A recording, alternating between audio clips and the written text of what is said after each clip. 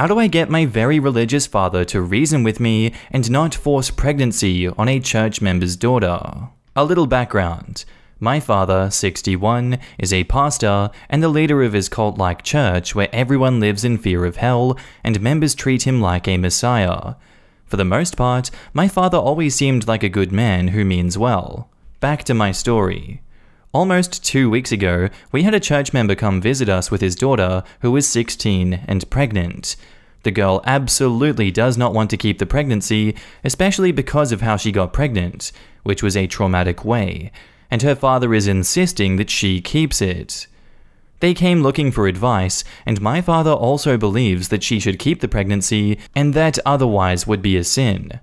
After they left, I, female 20, tried talking to my dad because I saw how miserable this girl looks, and knowing how everyone worships my dad, whatever he says will fly. I tried reasoning with him how it's wrong to force that poor girl to keep the baby, and we got into a heated argument, so I apologized and left. 2 days later, I brought it up again, and this time my father said, "Everything happens for a reason." And that pissed me off, so I told him to step out of his religion for 1 second and think like a compassionate human being. And he got angry and started quoting passages. Again, I left so it wouldn't get even more heated. A couple of days ago, I decided to talk to the girl myself, and after talking to her, I know in my heart of hearts that she will do something dangerous to herself if she is not given the help that she needs. Unfortunately, termination is illegal in my country, so it took me a while to finally get a doctor to do it. But due to it being illegal, the doctor is charging an arm and a leg, and it's too late for her to use pills. I decided to reach out to some friends that I thought were liberal for help because I alone cannot pay for it. And I don't know how, but my father got wind of it, and they suddenly withdrew their help. I confronted him, and we went back and forth where he told me that I would be committing the greatest sin by helping her, and I snapped and called him the devil himself and that he would rot in hell. He became quiet and hasn't said a word to me since. I know he wouldn't kick me out because of how he'd be perceived in our community for kicking out his young daughter, but he's been cold. I got texts from some family members saying what I'm doing is wrong and that I'm causing problems. My mom also told me to back off, and that I hurt my father terribly by saying those things to him, especially knowing how scared of hell he is. I refused to respond because there is a girl in dire need, and I have been trying to get her help, and so far, I haven't been able to get anyone to help with the remaining cost. I am willing to deal with whatever comes after the termination. I know my father is the only one who can help at this point, so how do I get him to reason with me and give his approval? What do I say to him? And now in the comments, go to the abortion subreddit. They have an abundance of information and ways to find help and fund it. They would be more helpful and knowledgeable with the information that you are seeking. I am very sorry to say this, but people who are that deeply religious are usually not the people that you should reason with logic. If you are hell-bent on convincing your father to change, I would recommend using the words of the Bible against him. Like in the law, try and find a loophole that's acceptable to him and you. Compromise will be the way forward. You cannot reason with an unreasonable person. Help this girl as best you can, stop fighting with your father about it. And OP says, I literally don't know how else to help her. I cannot afford the cost on my own. Call Planned Parenthood. They'll cover the cost and keep her medical information secret. And OP says, hi. Unfortunately, we're in Africa and not the US. There are non-profit organizations which support and provide access worldwide. Here is one that's listed on r/abortion, but it's not the only company that mails pills and connects people with local services, which is safetochoose.org. And OP replies, thank you so much, I'll check it out. Though the first place that we went to, they said that it was too late to use the pill and that she needs an in-clinic procedure. You know damn well there is no reasoning with him on that subject. Even the father of the girl didn't come to him for advice, he came to him knowing exactly what your dad would say, so he could pass on responsibility for that decision and also to reinforce what he already wanted. Sorry man, but you have no chance there, and you never did. I know it sucks, but good for you for sticking up for your personal morals and making yourself heard. Most people could not do that in similar situations, they just say what their parents want to hear, especially pastors' kids. And now onto the update. While my post didn't get a lot of comments, I got a few PMs advising me to talk calmly to my father and put myself in the girl's shoes, and also an update. So I spoke to my dad, and unfortunately, he is refusing to listen. I also tried speaking to the girl's father, and honestly, I think he is worse than my dad. At this point, I don't know what else to do because I have genuinely tried my best, but I am not giving up. My father has influenced everyone, and they are refusing to listen. A kind stranger from this sub sent us some help, but we still have a little ways to go before we can afford the procedure, but I have hope because I am determined to get her the help that she needs. I will be the one woman in her corner.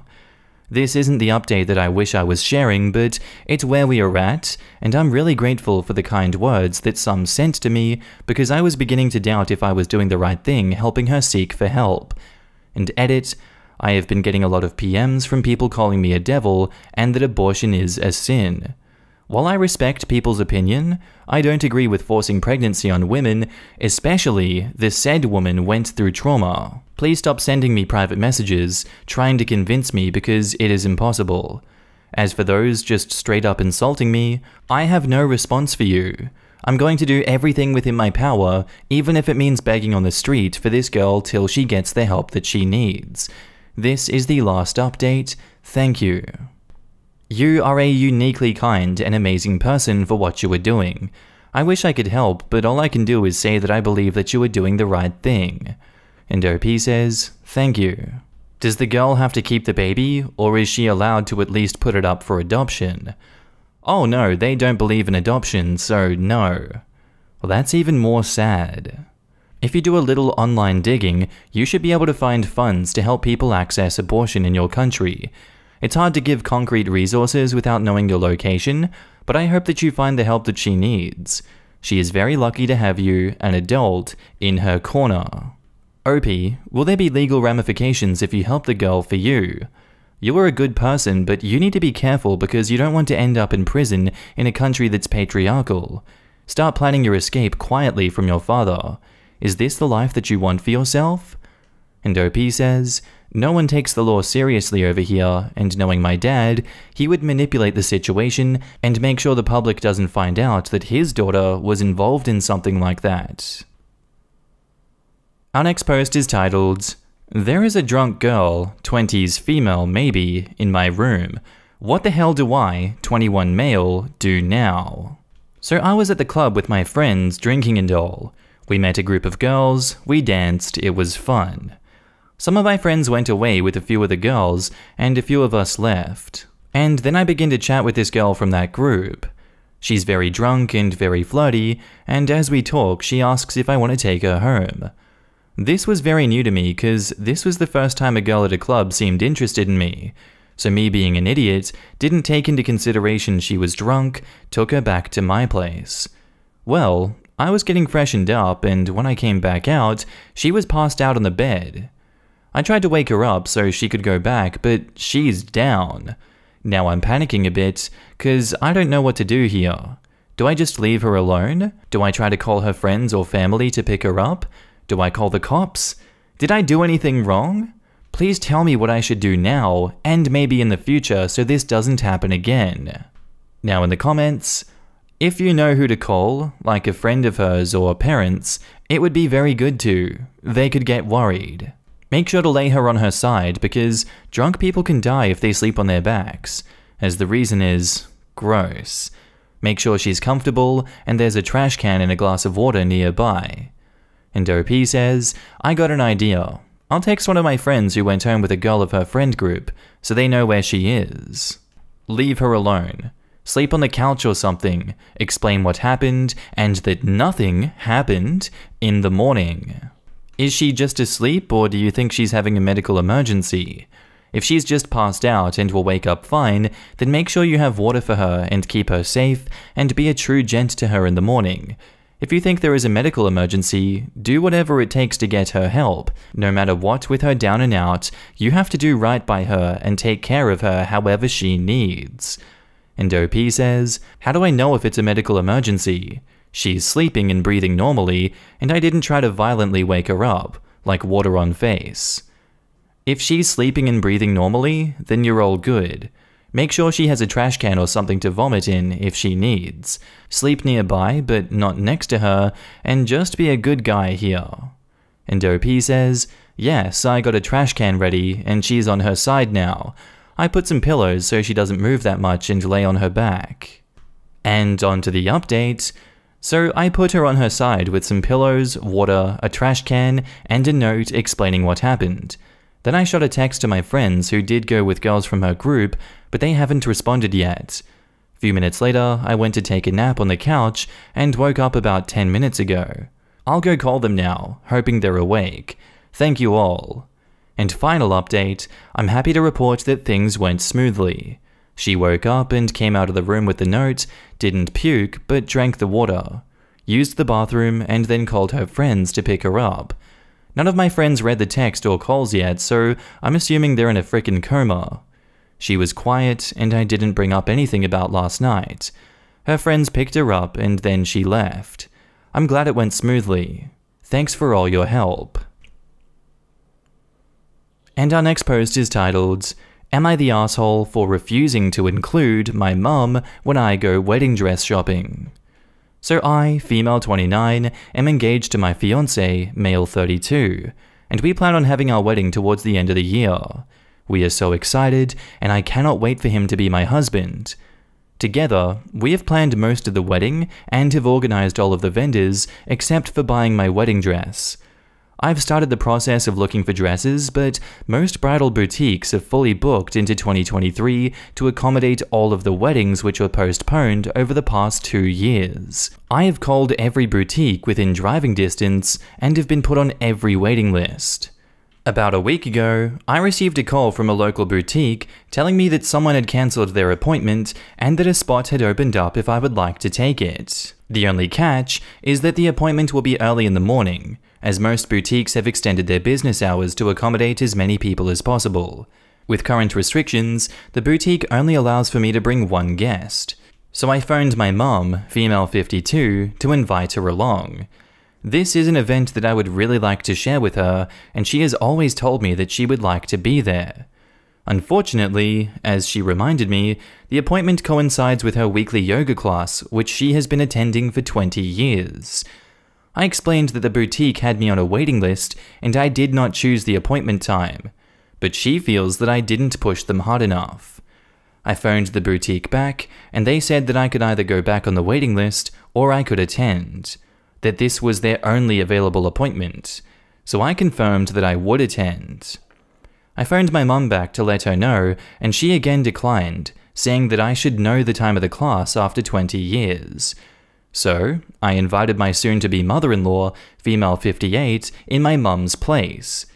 This has caused a rift, with my parents saying that I am excluding my mum from a special experience and showing my true colors, while my fiancé and future in-laws feel that I gave my mum first choice and it was her decision to decline. As of right now, my parents have said that they will not attend the wedding. I am honestly at a crossroads. I'm so grateful that my mother-in-law can attend and we can share something special, but I would hate for my parents to miss my wedding because they feel so excluded. My mom has told me that she will use this experience as an indicator for how I will behave for the rest of my life, and that she is clearly lower down on the priority list than my future in-laws. She has also said that she feels I vindictively chose the appointment time to purposefully exclude her. Am I the asshole for not trying harder to include my mum in a special mother-daughter moment? And now in the comments, she couldn't skip her class one time? Not the asshole. What a bratty thing to do. You did explain that you were on the waiting list and was only able to get the appointment because someone else cancelled, right? She chose a yoga class over going with you, which shows you how high of a priority you were. You can shove that in her face if she continues to complain. Edit, imagine causing all this drama over nothing. Exactly. It's a yoga class, not surgery. OP's mum could skip it one time if attending wedding dress shopping was that important for her to attend. Just imagine being so egocentric that one chooses yoga over one's daughter. That truly shows priorities. That's the worst part. The mother is crying that she's lower down on the priority list than her future in-laws when she's not. She was asked first. What is lower down on the priority list is her own daughter. She's putting her own daughter lower on the priority list than a single hour-long yoga class. Please, OP, if she starts whining about seeing where your true priorities are again, I hope that you are able to point out to all involved that she also seems to have priorities, which is what kicked this whole conflict off. Your mum might be too far down in her own selfishness to see it, but maybe the rest of your family will notice the hypocrisy. Not the asshole. I'm so sorry that your mum is behaving like this about her absolutely childish refusal to miss a 1 in 1,000 yoga class. Please go to the appointment with your mother-in-law. Invite your mum to the fittings. If your parents follow through on the threat to skip your wedding, it says more about them than you. Remember, you are building a new family with your husband, and focus on that joy. Sending you hugs. And OP says, thank you for your lovely comment. I know how hard it is. My sister is my family member who throws drama into everything. It's exhausting until you just let go, and then it's so much better. Just try and remind yourself this is a her problem, not a you problem. And I read your story to my husband, and he said that your mum is definitely not a good yogi and needs to learn a bit more about it. And now on to the update. Thank you to everyone who offered some perspective on my original post. The strength of strangers and the support from my new family has been so lovely. The morning of the appointment, my mother-in-law and I were dropped off to a bridal boutique by my fiancé. To my surprise, my mum had skipped her yoga class and was waiting for us. My mum told me that she is still happy to attend the appointment despite everything that I have put her through, and told my mother-in-law that she was free to leave. My mum also announced that she will be paying for any dress that I choose to signify her importance as the mother of the bride. Before I could even open my mouth to respond, my fiancé was telling my mum that she was not welcome at the appointment and that we did not need her money. I stepped in and told my mum that she rejected 2 invitations to attend, and that her own actions had caused all of her stress. I also said that I will be trying on dresses with my mother-in-law because she has acted more like a mother to me than my mum ever has. My mum put up quite a fight, but my fiancé made sure that she left before leaving himself. After a few tears, I had a wonderful time with my mother-in-law. I have since learned that my mother-in-law was raised in an emotionally abusive home, so she is very understanding. Unfortunately, I was not able to find a dress at the boutique, but I no longer need one because my fiancé and I have decided to get married in court with my in-laws as witnesses. My mother-in-law has offered her wedding dress for the occasion. Apparently she wanted to offer it sooner, but ironically, did not want to step on my mum's toes. We have been able to recover the deposits from most of our vendors and told all the guests that we decided on a smaller wedding instead. Everyone has been very understanding, aside from my mum. She insists that she had always intended on going bridal shopping with me and had told me that she had a conflicting schedule because she wanted to surprise me on the day. My mum says that she only became upset when I invited someone else along before confirming that she could make it. My mum is, as far as I'm aware, trying to have me kicked out of the family by spreading the story that all of my behavior has been a vindictive plot against her. Thankfully, everyone still seems to be quite happy to include me. The truth is, my mum has always guilt-tripped me and emotionally blackmailed me. But it has taken me a long time to recognize that most families don't operate like mine. To be honest, I am tired of it all. For now, I have my wonderful fiancé, who has been so supportive, and his family, who I love. My parents have been officially told that they are not welcome at the wedding, and I haven't heard much from them since. I don't think that they ever expected me to recognize their behavior and stand up for myself. I would also like to answer some common questions. Where is my dad in all of this? My dad has always unconditionally supported my mum and will only really step in if he feels that I am disrespecting her. Other than that, he doesn't contribute much. Will I share a photo of the dress? For privacy reasons, I would prefer not to, but it's a very typical 1982 wedding dress with lace and puffy sleeves. We are having it altered so that it's more in line with a small courthouse wedding. At its heart, underneath all of the frills, my mother-in-law had great taste, and the dress fits like a glove. My fiancé says that it was meant to be. And are my fiancé and I still going to get married at the end of the year? We are currently looking at available dates in court and are thinking about August. The wedding was initially only planned for the end of the year because that was what most vendors had available.